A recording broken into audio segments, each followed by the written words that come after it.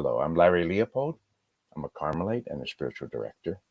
And tonight, as we discuss day 5 with the Virgin Mary, in this process where she is being drawn into the divine will and having it confirmed in her, we recall that in the last episode, day 4, uh, the Trinity was presenting her, she who had already been given Immaculate Conception and exception from all sin.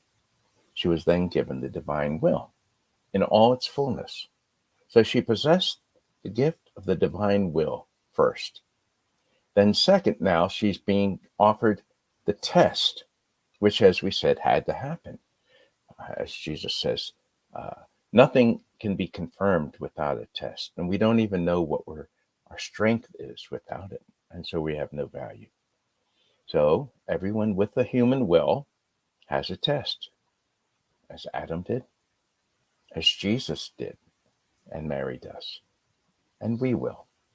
So, as she was presented with this test last week, this week we find out the results. And hallelujah, all right? She passed the test. Well, who doubted that, right? But what does it mean?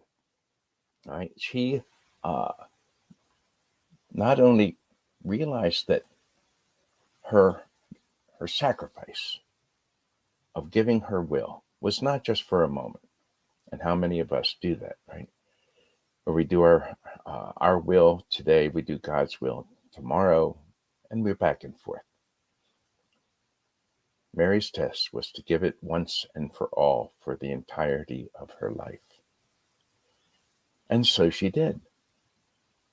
And now, what we'd like to explore about this, right, which is so amazing, is that she did it by a decision at one moment.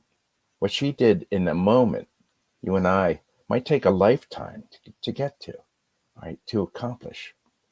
But she has shown us that it can be done by this decisive intention to never follow her human will ever again. And as we said last week, we make the distinction that she's not giving up her free will. What she's deciding here, again, we'll clarify, is that part of her that Adam broke away from the divine will to give life to his human will operating apart from God's will. That is the nature of original sin. That we operate by me, myself, and I, not by God. And we might obey God, but basically we're operating apart from him. And so this is what Our Lady decided to never do. Not sin, but not even operate by her human will. So she concedes it. And what does that mean? Well, in giving her human will back to God, one of the greatest gifts we have, she gives the greatest sacrifice she could ever give him. All right, to surrender our human will to God means to be willing to let Jesus, who is abiding within us in this divine will, to be the operating agent, the doer, the one who is running our show. All right. We talked about getting the license in order to operate the car. Well, with the surrender of the will, Jesus is the driver now, and we're the passenger, if you wish. We are cooperating with him and affirming every step of our life what God is directing us to. And with our free will and with our unique gifts, with our humanity and the way God created us, all right, we can now direct him to be the doer. So, as Mary is now being honored in the triumph of the test, she's going to tell us about what that triumph yields for her, and then invite you and I into that same triumph, because where she is gone, she asks and expects and hopes that we follow, not just to honor her, but honor her by becoming one with the divine will as she did. All right. So we all know all the titles of Mary, all the honors that the church gives her. Right. But she says in this episode, in this day, she said that all my sublime prerogatives for which the Holy Church so honors me, they're all nothing other than the effects of that divine will, which dominated me and reigned in me. Okay? So the implication here is that as we also allow the divine will to reign in us, to dominate us, that all that Mary is to us, everything that we respect and admire and pray to her because of this glorious holiness that she has, highest of all creatures and always will. But it is also offered for you and I to share in that. She swore to never do her will. And that's what she's asking us to do as well, asking you.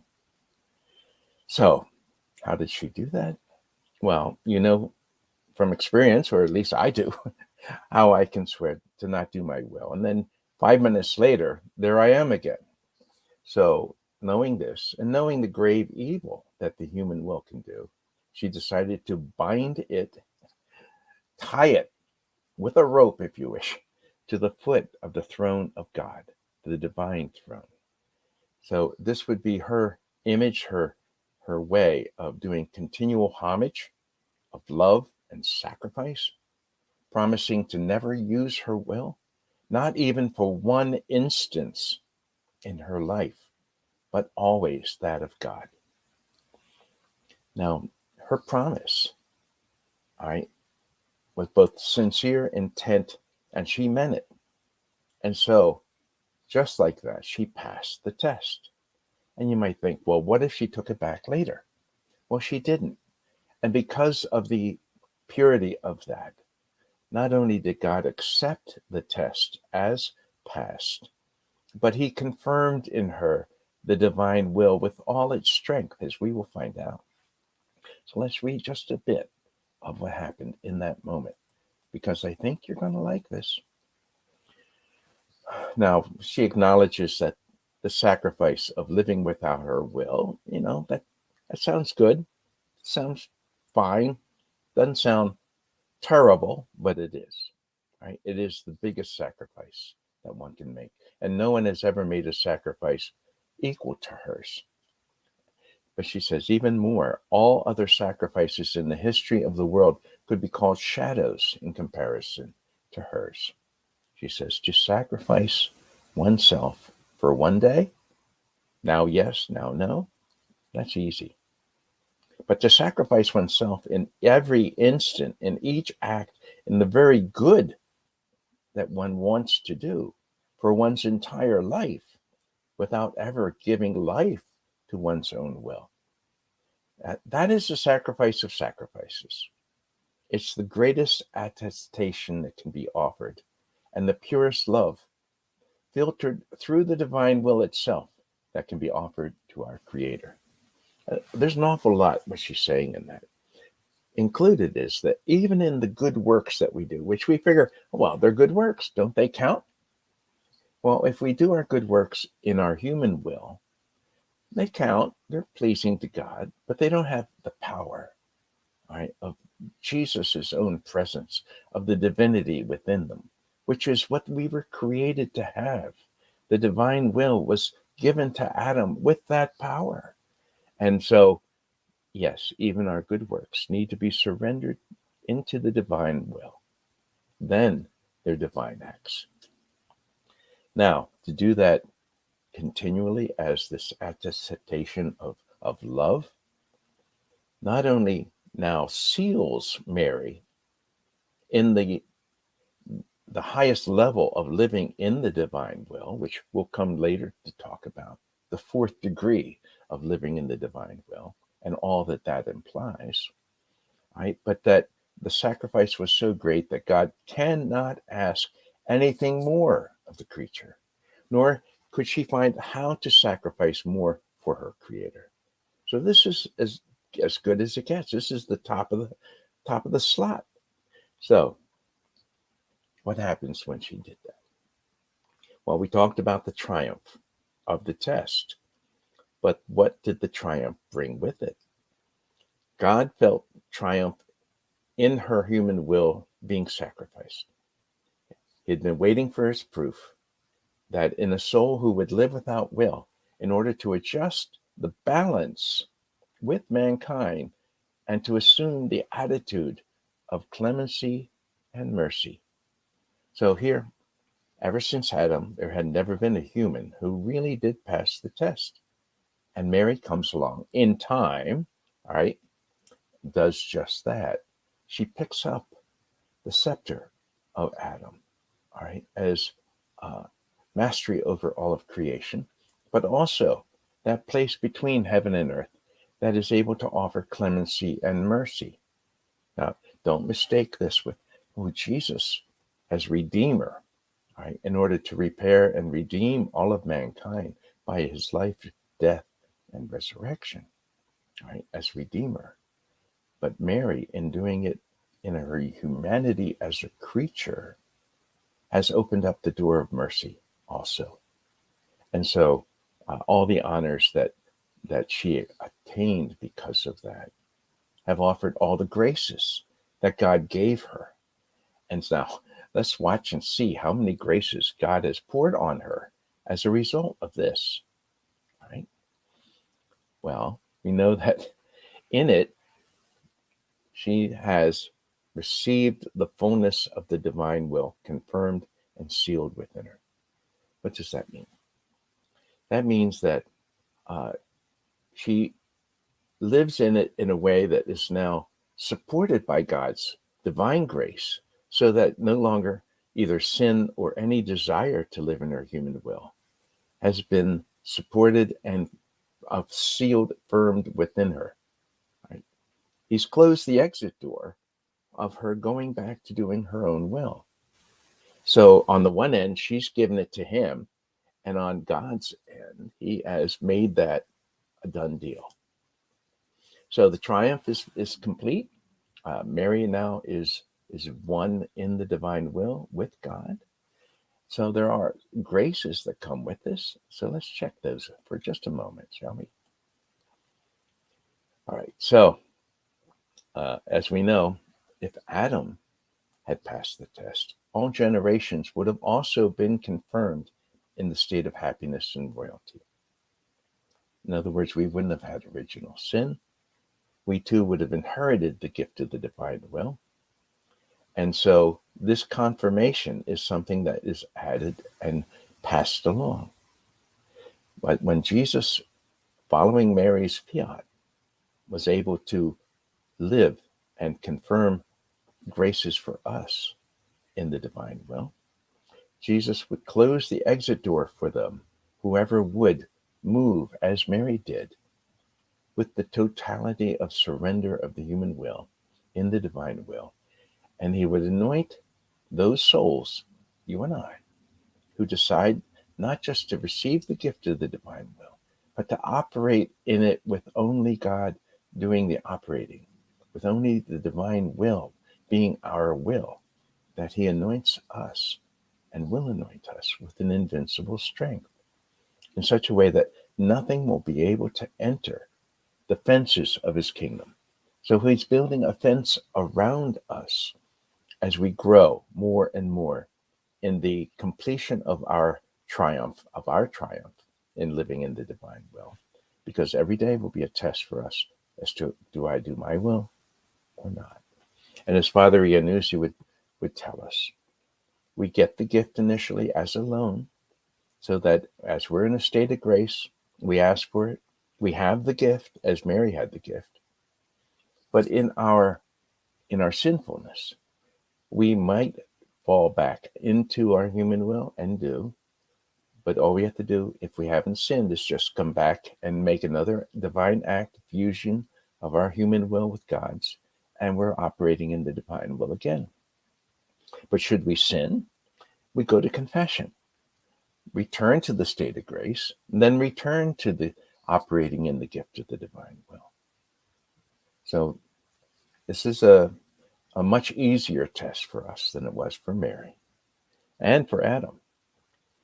But once we get to that place where we want nothing other than God's will operating in us, and if you are consistent in this, then the peace, the joy, the strength, all right, the comfort, the goodness, the rightness of being in God's eternal will, in the eternal now, just becomes so good that you don't want to ever leave it.